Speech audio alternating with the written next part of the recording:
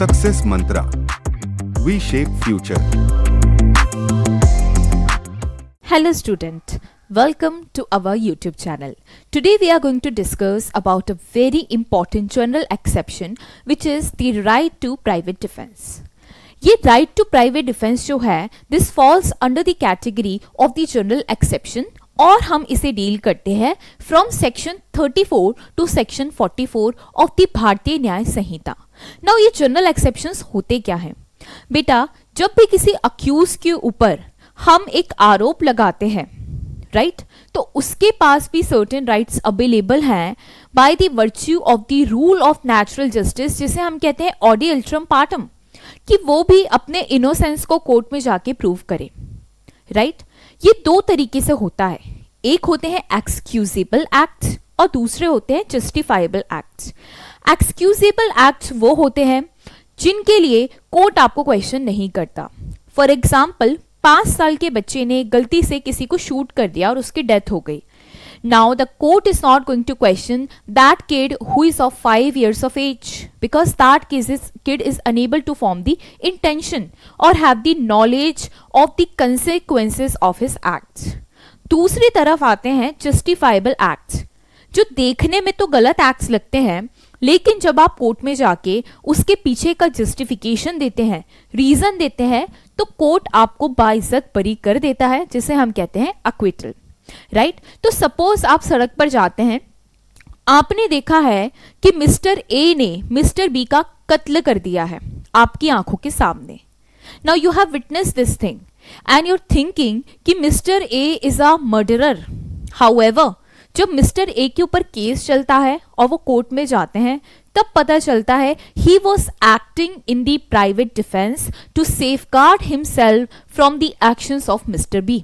Now, this is the justifiable act, which we deal under the ambit of the general exception, जिसे हम कहते हैं the defense of private defense या exception of private defense. चलिए अब हम आगे देखते हैं कि private defense आप कब कब exercise कर सकते हो. For the safety of what you can exercise the right to private defense. Section 35 deals with कि when you can exercise your right to private defense. Firstly, it is for the safety of your property or the property of any other person.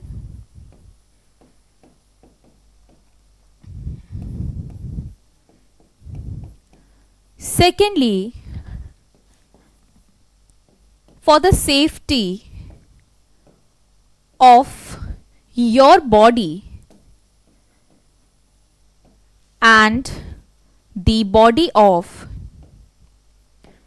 any other person.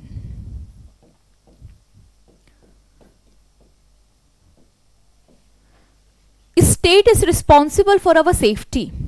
If we talk about the police forces, तो वो state के ambit में आते हैं. And they save us from the internal aggressions, right? We have our military forces, our defense forces, paramilitary forces are also there. All of these forces are there to safeguard the citizens from the danger, right? तो बेटा ये तो impossible है कि जब भी आप dangerous situation में हो तो पुलिस ऑफिसर तुरंत ही आपके पास आ जाएं, right?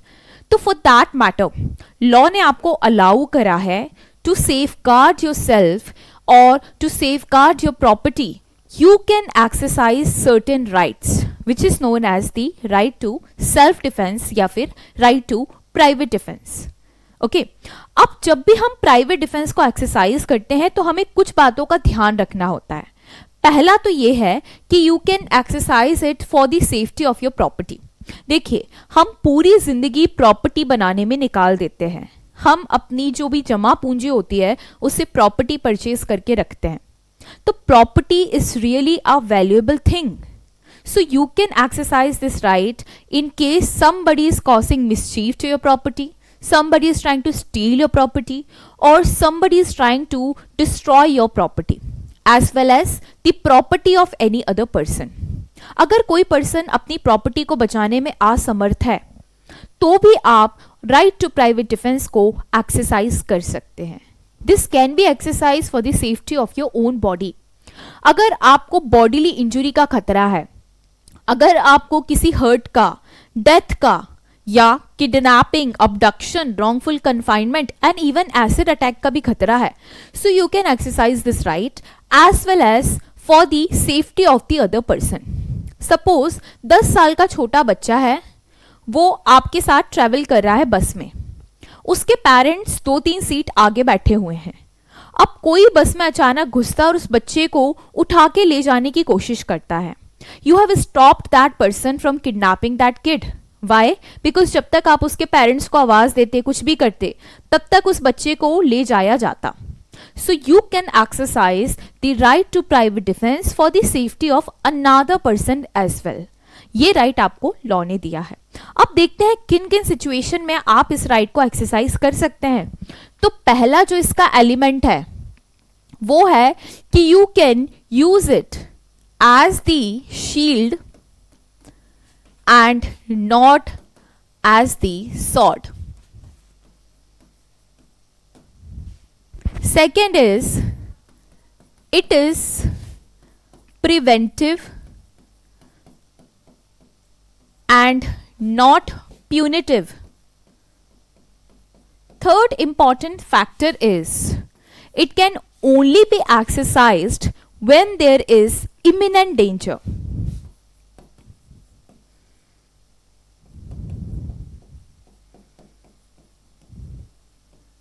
Next important thing is, it should only be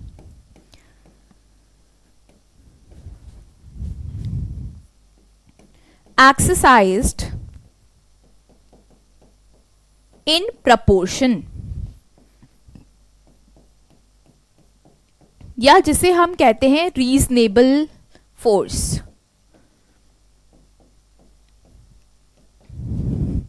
Fifth point is, not available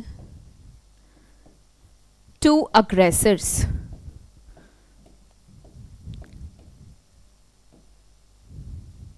Next important point that I will write in a while.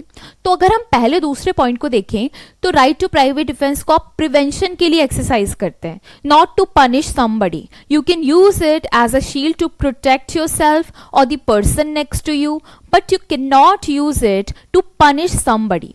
Suppose आप मेट्रो में जा रहे हैं, किसी ने आपके फोन को स्नैच करने की कोशिश करी. Somehow you saved your cell phone और आप बदला लेने के लिए उस पर्सन को पकड़ के मारने पीटने लगे और आपने उसे इतना मारा कि उसके हाथ पैर ही टूट गए. This is not the right to private defence because there is no imminent danger now. उस पर्सन ने अटेम्प्ट किया और वो फेल हो गया. इसका एक और एग्जाम्पल ये भी हो सकता है कि सपोज आपके घर में एक चोर आया है. चोर ने गन लेकर पूरी फैमिली को एक रूम में बिठा के पॉइंट आउट कर रखा है, राइट? और चोर ने सारा सामान चुराने की कोशिश भी करी है. अब पीछे से कोई आता है और चोर के सर पे जोर से एक डंडा मारता है जिसकी वजह से वो बेहोश हो जाता है. This will amount to the right to private defence because the whole family और even the property is under the imminent danger, right? जैसे ही चोर अगर आप लोगों से डर के भागने लग जाता है और आप उसका पीछा करते हैं उसको मारने पीटने के लिए, that is not private defence. Why? Because there is the cooling down period and the imminent danger is over. अब हम आते हैं फोर्थ पॉइंट की तरफ. It should only be exercised in proportion. आप प्रपोर्शन में ही इसे यूज करेंगे. जहां पर मोर देन नेसेसरी फोर्स आप यूज कर रहे हैं वो प्राइवेट डिफेंस नहीं रह जाएगा.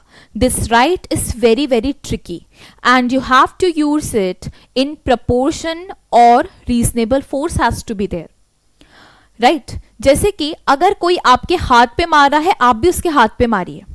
वाइटल ऑर्गन्स को टारगेट करते हुए खतरनाक वेपन से मारना, जहां पर उतना खतरा नहीं था, किसी वेपनलेस पर्सन को मारना, ये प्राइवेट डिफेंस की कैटेगरी में फॉल नहीं करेगा, राइट?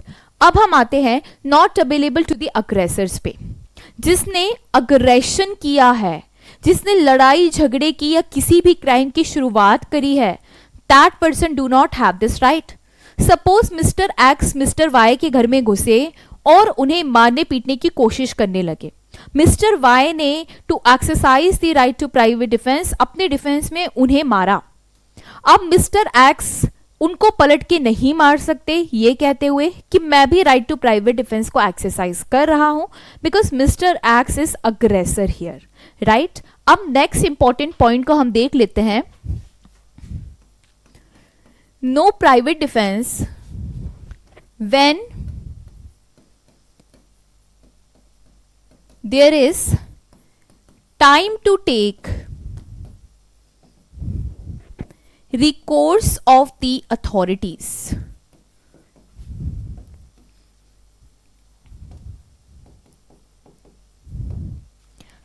अगर आपके पास भरपूर टाइम है कि आप पुलिस को बुला लें, अपने पड़ोसियों को चिल्ला के बुला लें, कोई आपकी हेल्प करने आ जाए, so you can not exercise your right to private defence if there is time to take the recourse of the authorities.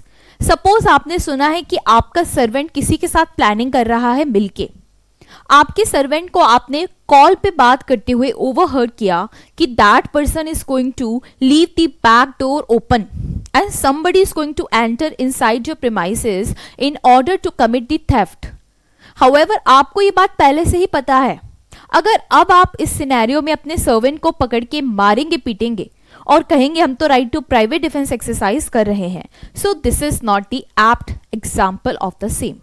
You have ample time to take the recourse of the authorities and आपको इस duration में police officers को सूचित करना चाहिए था instead of taking law in your own hands, right? तो इस तरीके से बेटा हम देखते हैं कि राइट टू प्राइवेट डिफेंस बड़ा अच्छा लगता है सुनने में, बट बहुत ट्रिकी होता है। इसके कुछ इंपॉर्टेंट पॉइंट्स हैं, एलिमेंट्स हैं जो कि आपको फुलफिल करने चाहिए। Right to private defence can extend up to causing the death of the other person as well, यही कहता है सेक्शन 38। और सेक्शन 43 कहता है right to private defence can extend up to causing the death as well as the hurt to other person if there is the danger to the property. अगर कोई आपको death cause करने का एप्रहेंशन दे रहा है या आपको एप्रहेंशन है कि आपके ऊपर एसिड अटैक हो जाएगा या कोई आपको किडनैप करके ले जाएगा, you can exercise your right to private defence up to causing the death of that person. अगर छोटे मोटे आपको डेंजर है तो आप उस पर्सन की डेथ कॉज नहीं कर सकते। Same applies to the right to private defence of the property. अगर आपकी प्रॉपर्टी को खतरा है थेफ्ट का, अगर आपकी प्रॉपर्टी को मिसचीफ का खतरा है, कोई आपकी प्रॉपर्टी को डिस्ट्रॉय करने जा रहा है, रॉबरी कमिट करने वाला है, then also you can exercise this defense up to causing the death of the other person. So stay tuned with us for more such updates and thank you everyone. All the best.